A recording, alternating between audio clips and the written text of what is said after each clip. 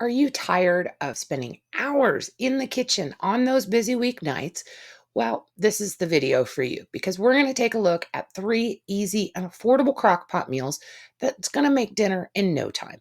Plus, everything you need only costs $30 at Walmart. So let's take a look. Now, since these are going to be slow cooker meals, you will need a crock pot. Now, Crockpot is actually a brand name. You can get a slow cooker of any name that you like. I haven't tried these in an Instapot, but I bet that would be an option as well. Now, if you don't currently have a slow cooker or a crock pot, you may want to keep an eye out at places like thrift stores or yard sales or even Facebook Marketplace. I tend to see these where they look like brand new, never been used, and they're super cheap compared to buying a brand new one. So that's a great option. Now, here is our shopping list, and our total came out to $29.40. So that was really close to our $30 budget. Now, some of these items you may already have at home. So if you had a little wiggle room, I tend to go ahead and add in one of those $1 loaves of French bread because I just happen to really love that bread. So that's a great option. Now, there are 2 links down below. The first one goes to my Walmart grocery list, so you can see all of these items and what they would cost at your local store. The second link goes to my website where you can download a free PDF. It has the list as well as the 3 recipes that we're going to talk about today. So don't forget to do that.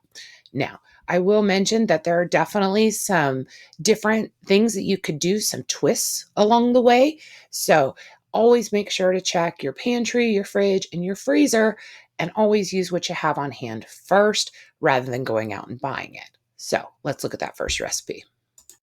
Now, I am a huge fan of those creamy, cheesy sauces. And a lot of times you think that that has to include like a jar of Alfredo or a whole bunch of like shredded or block cheese. But we're going to create the same effect, but we're going to use cream cheese. Cream cheese to me is kind of like not only is it a binder, but it's also a great way to add flavor and it's not that expensive. So we're going to start by throwing about a pound of chicken breasts into a crock pot. Now, I totally cheat and I do it from frozen, which is a great option if you're going to be away from home a lot longer because, of course, frozen chicken takes longer to cook than, like already defrosted chicken. Now, I am usually at home on the days that I do crock pots, so I tend to cook it on high and it only takes about 3 to 4 hours. But if you were away from home, you could cook it on low, so it would take about 7 to 8 hours. But you'll just have to play that one by ear because every crock pot is a little bit different. They get to different temperatures, they stay at different temperatures. So hopefully you've gotten to know your crock pot a little bit better. But the basis of this is we're going to season it using a garlic and herb seasoning. I found one of these little Kinder bottles, which has a really great flavor, and it was like less than $2. But once again, check your spice cabinet, see if you've already got a garlic and herb blend. Then you're just going to let that cook. And then I just take 2 forks and we're going to shred that chicken up and mix it with the cream cheese. So you got this really good sauce. And then the night of, all you really have to do is boil water and cook your pasta. Okay. And the great thing is, any shaped pasta will do. I really like these little small bags because they're about 50 cents and they come in a variety of different shapes. But honestly, you could even use spaghetti noodles. Literally, whatever noodles you have in the pantry will work. Now, here's where you got some options. I like to do frozen peas with this because I like the texture. You could easily throw them into the crock pot and let them warm up from there, or you can steam them in the microwave and just serve them on the side.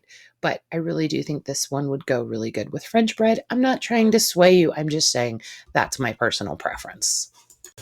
Now, this next one I'm calling Mississippi style ranch chicken tacos, but really it's because of that combination of the ranch seasoning with the pepperoni peppers. But instead of brown gravy or au jus, we're going to use some taco seasoning because we are doing tacos. Now, normally with Mississippi style, you would use like a block, a stick of butter.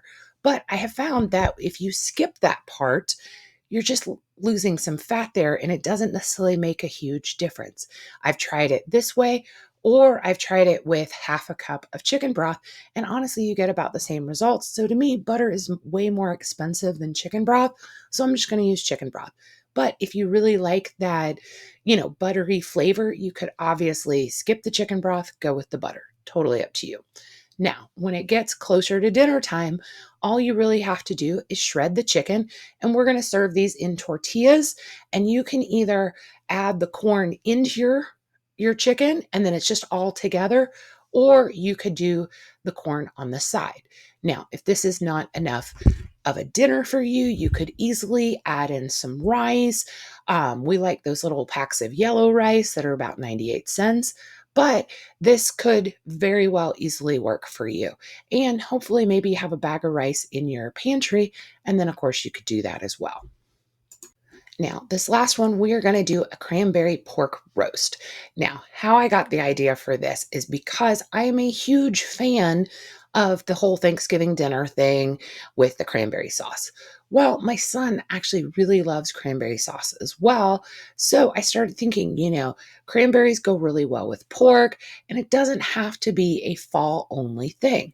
So we're going to take one of those small pork loins, the long ones. A lot of them are already pre-marinated, which is totally fine. That means less, seasoning that you have to come out of pocket for. I typically pick one that's like a garlic and herb or like a mesquite or, something along those lines. You can also get some that are plain, but those are sometimes harder to find in smaller sizes. So I just usually grab the ones that are already pre-marinated.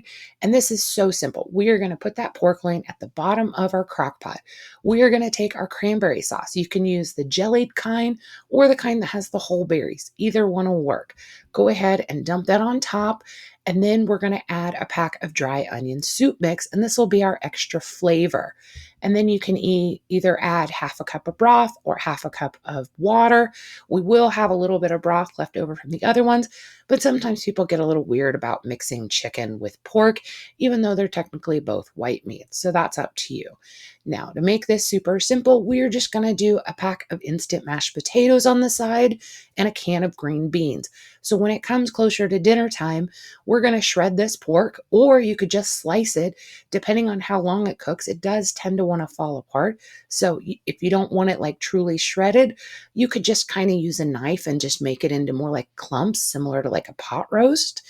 And then we'll just serve it with our mashed potatoes. And of course, we'll have that wonderful cranberry sauce that you're just going to pour over the cooked pork, or you could even use it as a gravy over your mashed potatoes.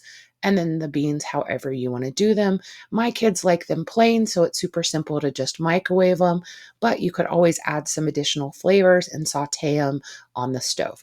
It really depends on how much effort you want to make on this. Now, thankfully, all three of these meals don't require a bunch of pre prep, no chopping of vegetables, nothing like that. It's really a dump and go type crockpot series. Now, what you could do is you can make double the amount and freeze half of it for later. You could also go ahead and at the end of dinner time, go ahead and pre-make up some lunches for the week. All of these are really easy and they're great left over, which is always great. So don't forget to go download the free PDF. I print them out. They just happen to fit on one page. They're all in black and white, so we're not going to use a ton of your ink. And at this point, we're on menu number 11. So you could have a whole book of these little mini menus totally for free. And I encourage you to subscribe and get to know me because we are always getting more easy and budget friendly meal ideas out there. So I will see you in a few days. Bye.